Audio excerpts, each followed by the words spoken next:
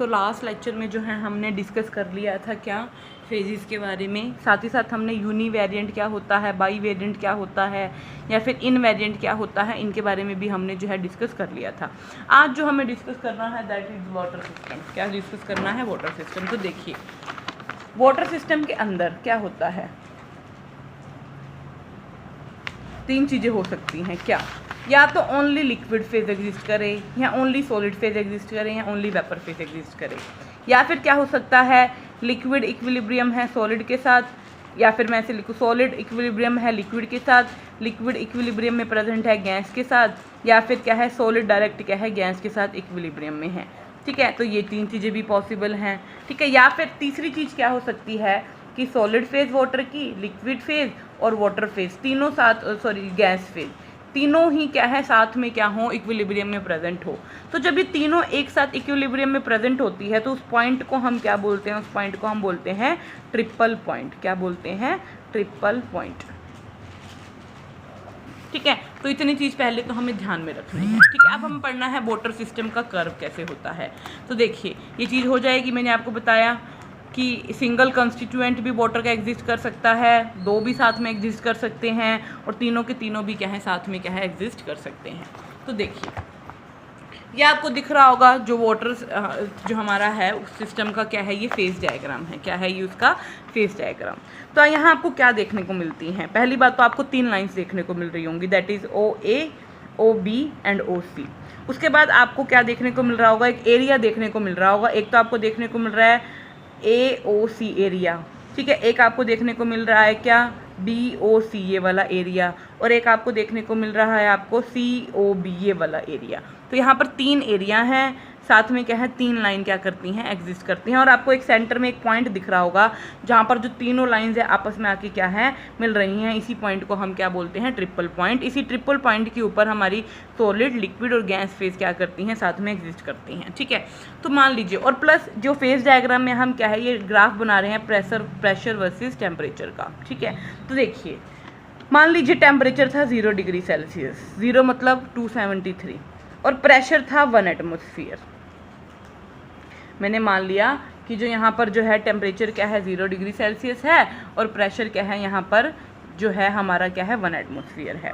ठीक है, मान लीजिए क्या है यहाँ पर जो है एग्जिस्ट कर रहा था यहाँ, मान लीजिए ये हमारा सॉलिड फेज है सारा का सारा। इसका मतलब इस वाले एरिया में जो हमारी जो हमारा वाटर है वो किस फेज में एग्जिस्ट कर रहा है भाई, सॉलिड फेज में। ठीक है, तो यहाँ पर मान लीजिए कुछ पॉइंट मान लेती हूँ मैं। क्या आप ओनली इस पॉइंट को डिस्क्राइब करके क्या इस सॉलिड स्टेट को डिस्क्राइब कर सकते हैं? आप बता सकते हैं इस पॉइंट से कि कौन सा टेम्परेचर कौन सा प्रेशर? नहीं ना। तो इसका मतलब अगर हमें इस पॉइंट की पोजीशन को डिस्क्राइब करना है तो हमें दो वेरिएंट की नीड होगी। एक तो हमें टेम्परेचर को बताना पड़ेगा, और एक हमें क्या बताना पड़ेगा, प्रेशर को। इसका मतलब जब किसी भी हम प्योर स्टेट की बात करते हैं, सॉलिड, लिक्विड, गैस, तो उसके अंदर कंपोनेंट कितना है भाई, कंपोनेंट तो एक ही है। प्योर स्टेट की बात कर रहे हैं तो फेज भी क्या है, एक है। तो डिग्री ऑफ फ्रीडम क्या आता है, F क्या होता है, C - P + 2। कंपोनेंट है 1, फेज है 1 + 2, काटो क्या आ गई F की वैल्यू 2। इसका मतलब जब हम एक प्योर स्टेट की बात करते हैं तो वहाँ पर हमें क्या करना पड़ता है, किसी की भी स्टेट को डिस्क्राइब करने के लिए डिग्री ऑफ फ्रीडम कितने चाहिए, 2। मतलब हमें दो वेरिएबल की क्या पड़ती है, नीड पड़ती है। तो अगर मुझे इस पॉइंट की पोजीशन को डिस्क्राइब करना है तो मुझे दो वेरिएबल की नीड है। एक तो मुझे प्रेशर की नीड है, और एक मुझे किसकी नीड है, टेम्परेचर की। जैसे मुझे पता लग जाएगा कि प्रेशर क्या है, टेम्परेचर क्या है, मैं आराम से क्या है इस पॉइंट पर क्या कर सकती हूँ, इस पॉइंट की पोजीशन को एक्सप्लेन कर सकती हूँ। ठीक है, तो मैंने टेम्परेचर ले लिया यहाँ पर 273 केल्विन, और यहाँ पर प्रेशर क्या है 1 एटमॉस्फेयर। ठीक है, तो इसका मतलब जब टेम्परेचर क्या था, मान लीजिए पॉइंट था यहाँ। ठीक है, अब आपने क्या करना स्टार्ट किया, इस पॉइंट पे क्या है हमारा वाटर किस फेज में एग्जिस्ट कर रहा है, ओनली सॉलिड फेज पे। ये P1 के ऊपर कोई पॉइंट है यहाँ, प्रेशर है 1 एटमॉस्फेरिक। ठीक है, अब आप क्या करो, इस प्रेशर को करो फिक्स। प्रेशर को क्या कर दिया हमने, फिक्स। अब क्या करो, मतलब जब प्रेशर जहाँ यहाँ पर था, यहाँ पर वाटर हमारा सॉलिड फेज में है। प्रेशर को फिक्स करने के बाद अब आप क्या करो, धीरे धीरे टेम्परेचर को क्या करना स्टार्ट कर दो, इंक्रीज करना स्टार्ट कर दो।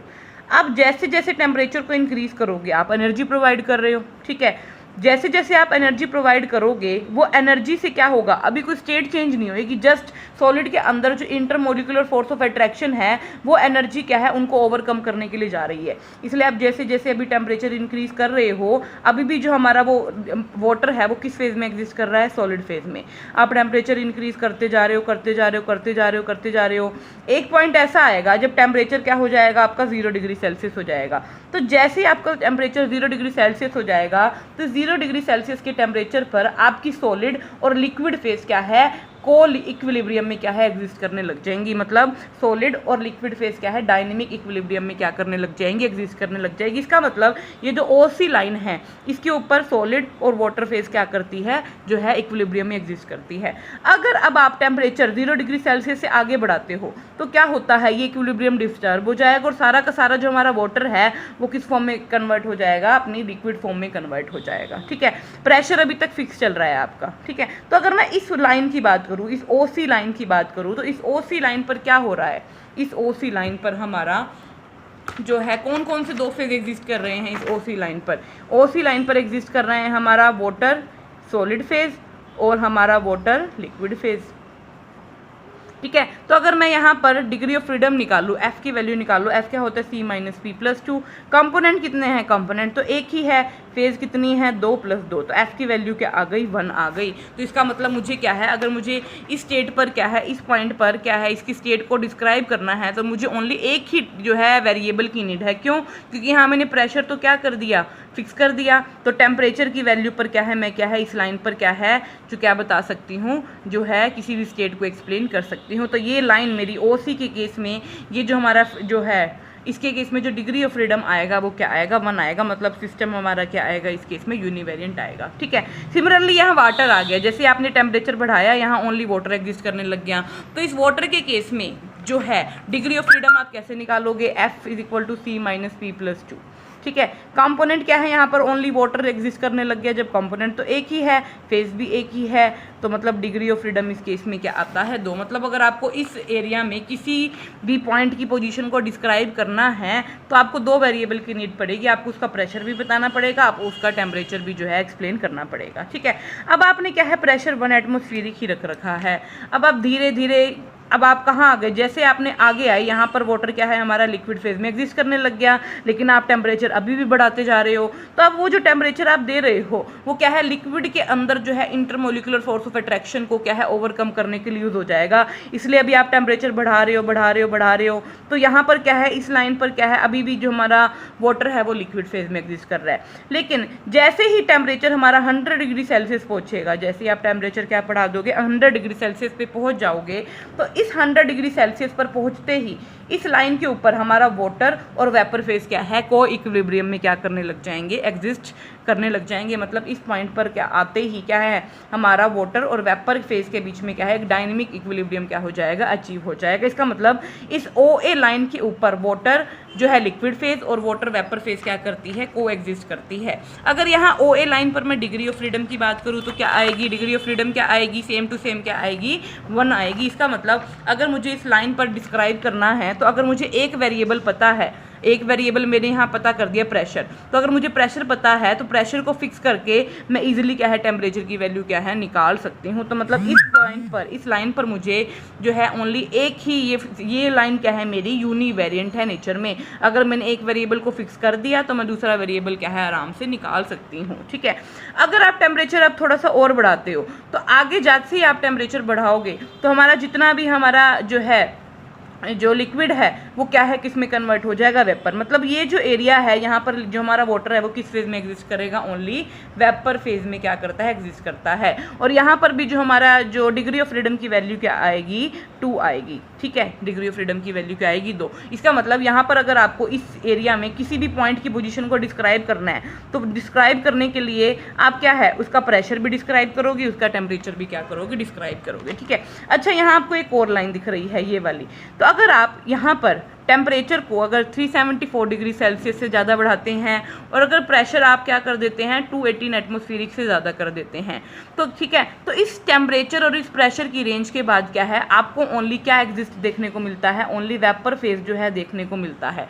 तो ये पॉइंट जिसके अबव अगर आप टेम्परेचर और प्रेशर बढ़ा देते हैं और उसके बाद आपको ओनली वेपर फेज देखने को मिलता है, तो इन पॉइंट को, इस प्रेशर को और इस टेम्परेचर को हम क्या बोलते हैं, टेम्परेचर को बोल देंगे क्रिटिकल टेम्परेचर और प्रेशर को क्या बोल देते हैं, क्रिटिकल प्रेशर, क्योंकि अबव दिस पॉइंट क्या है, ओनली क्या एग्जिस्ट करेगा, वेपर फेज जो है वाटर का क्या करता है, एग्जिस्ट करता है। ठीक है, हो जाएगा।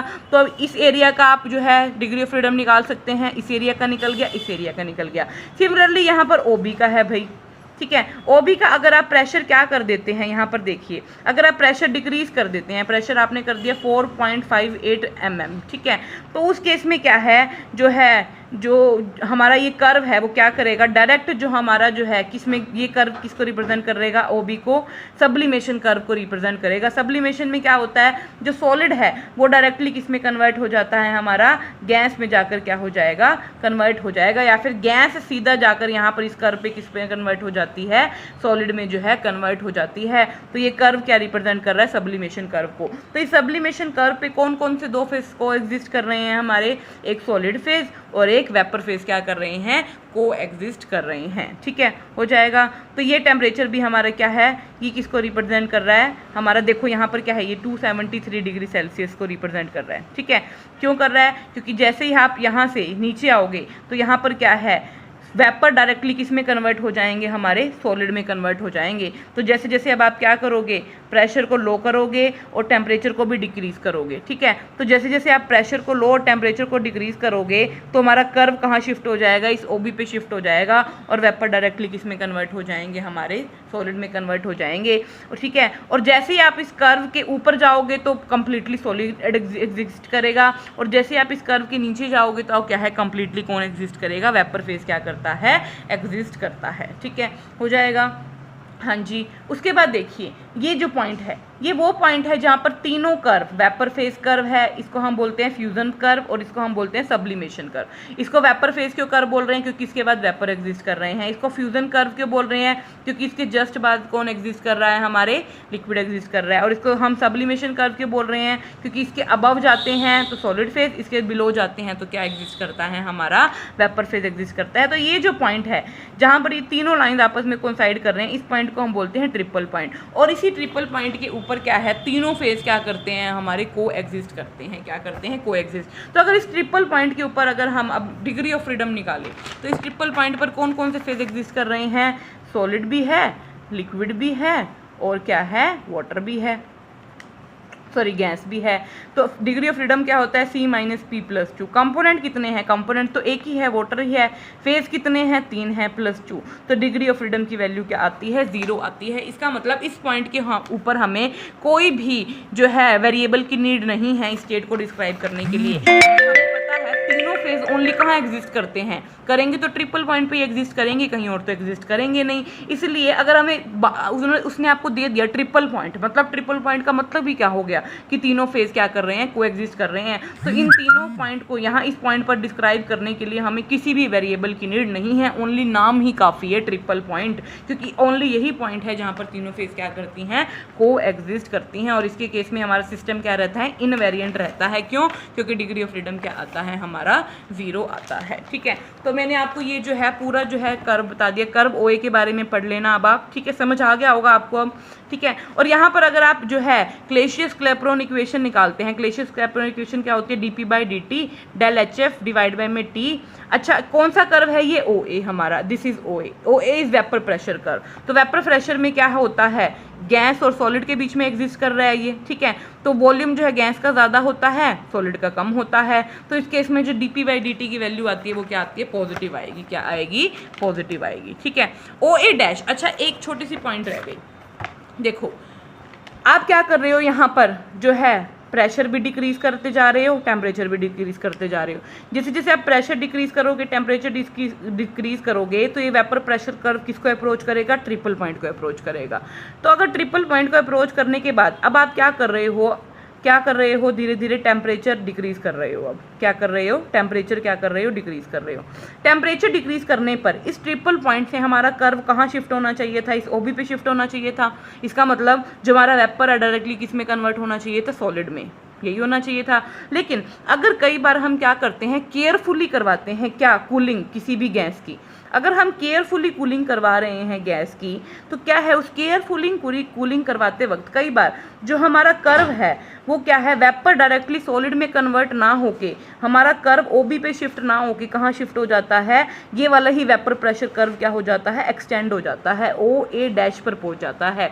तो इसी स्टेट को हम बोलते हैं मेटास्टेबल स्टेट। ठीक है, कि कर्व तो शिफ्ट होना चाहिए था इस ओबी पे, लेकिन शिफ्ट कहाँ हो गया, इस ओ ए डैश पर शिफ्ट हो गया। तो इसी ओ ए डैश को हम क्या बोलते हैं, मेटास्टेबल स्टेट बोलते हैं। इस मेटास्टेबल स्टेट पर जो हमारा लिक्विड है वो किसकी तरह एग्जिस्ट करता है, सुपर कूल्ड लिक्विड की तरह एग्जिस्ट करता है। किसकी तरह एग्जिस्ट करता है, सुपर कूल्ड लिक्विड। मतलब वो आइस में कन्वर्ट नहीं होता, वो है अभी भी लिक्विड, लेकिन वो कैसा लिक्विड है, सुपर कूल्ड लिक्विड है, क्योंकि यही क्या है हमारा वेपर फेज आगे क्या हुआ है, एक्सटेंड हुआ है। तो इस ओ ए डैश को हम क्या बोलते हैं, मेटास्टेबल स्टेट बोलते हैं। ऑल्दो ये जो मेटास्टेबल स्टेट है थोड़ी सी अनस्टेबल होती है। क्यों, क्योंकि अगर आपने थोड़ा सा भी प्रेशर और टेम्परेचर चेंज किया तो या तो ये कंप्लीटली सॉलिड में कन्वर्ट हो जाएगा, हो ही जाता है। अगर आपने थोड़ा सा चेंज किया प्रेशर और टेम्परेचर की कंडीशन, तो क्या है ये ओ ए डैश किस में कन्वर्ट, किधर शिफ्ट हो जाएगा, कर्व हमारा इस ओ बी पे क्या हो जाएगा, शिफ्ट हो जाएगा। और क्या है फिर क्या है, या तो ये सॉलिड में कन्वर्ट हो जाएगा या ये किस में कन्वर्ट हो जाएगा, हमारा वेपर में कन्वर्ट हो जाएगा। इसलिए इस ओ ए डैश को हम क्या बोलते हैं, सुपर कूल्ड लिक्विड स्टेट भी क्या है हम बोल देते हैं। ठीक है, तो अब ये सारा आपका ये हो जाएगा, एक कर्व ओ ए डैश हो जाएगा, मेटास्टेबल इक्विलिब्रियम में एग्जिस्ट कर रहा है। कर्व ओ बी मैंने आपको बता दिया, डिग्री ऑफ फ्रीडम निकाल दिया, D P by D T अब आप यहाँ से निकाल सकते हैं। ठीक है, ओसी के केस में भी आप D P by D T जो है अब निकाल सकते हैं, जो है हो जाएगा। एरिया भी मैंने आपको एक्सप्लेन कर दिए सारे के सारे, उनका डिग्री ऑफ फ्रीडम भी बता दिया, ट्रिपल पॉइंट क्या होता है वो भी मैंने आपको बता दिया। ठीक है, next effect of temperature at constant pressure और वाटर सिस्टम, ये भी हमने पढ़ लिया है कि अगर आपने प्रेशर को फिक्स कर दिया, टेम्परेचर आप चेंज कर रहे हो, तो किया था ना अभी हमने। तो अगर यहाँ पर ये देखो, यहाँ पर हमने प्रेशर को फिक्स किया था, आप क्या कर रहे थे, टेम्परेचर को ओनली चेंज कर रहे थे। तो पहले तो इस फेज में तो सिस्टम क्या था, बाई वेरिएंट था। इस लाइन पर आते ही यूनी वेरिएंट हो गया, फिर बाई वेरिएंट हो गया, फिर यूनिट वेरिएंट हो गया। तो हम इस तरह क्या करते हैं, पूरे सिस्टम को क्या कर सकते हैं, स्टडी जो है कर सकते हैं। ठीक है, हो जाएगा, कोई दिक्कत भाई। अब बस ये phase diagram of water at higher pressure है, ये आप खुद से पढ़िएगा, नहीं तो मैं बता दूंगी। नेक्स्ट लेक्चर में हम करेंगे सल्फर सिस्टम के बारे में। Okay, thank you.